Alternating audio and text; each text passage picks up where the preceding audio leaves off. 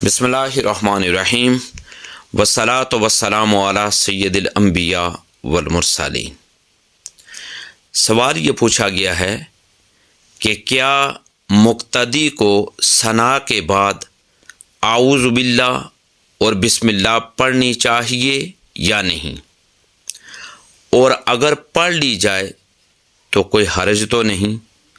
دیکھیے، بھائی نے بہت اچھا سوال پوچھا ہے۔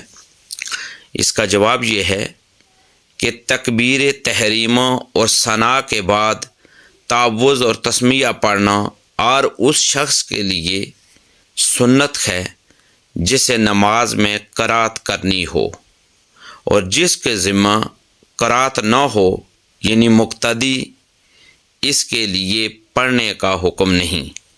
لہٰذا اس صورت میں مقتدی تعوذ اور تسمیہ نہیں پڑھے گا۔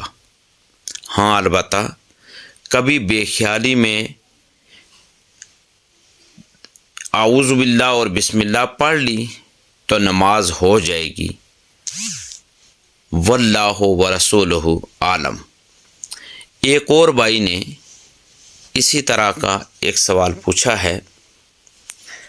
علامہ پروفیسر صاحب، کیا مقتدی یا انفرادی نماز پڑھنے والا سورہ فاتحہ کے ساتھ ہر رکعت میں تعوذ اور تسمیہ پڑھ سکتا ہے؟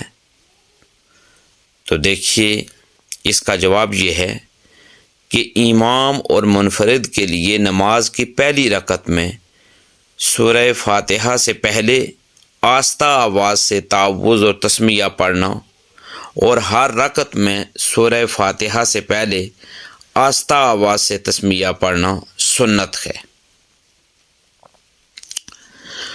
اور مقتدی کے لیے چونکہ امام کے پیچھے قرات کرنا درست نہیں ہے، لہٰذا اس کے لیے امام کے پیچھے تعوذ اور تسمیہ پڑھنا بھی صحیح نہیں ہے۔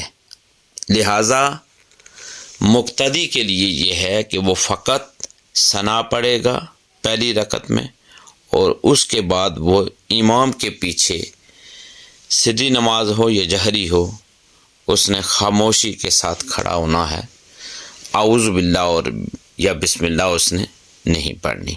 اللہ تبارک و تعالی ہمیں دین اسلام کی زیادہ سے زیادہ معلومات جاننے، جملہ تعلیمات کو جاننے اور ان پر عمل پیرا ہونے کی توفیق عطا فرمائے۔ دین کی بات پھیلانا صدقہ جاریہ ہے۔ ثواب کی نیت سے ویڈیو کو شیئر ضرور کیجیے۔ جزاک اللہ۔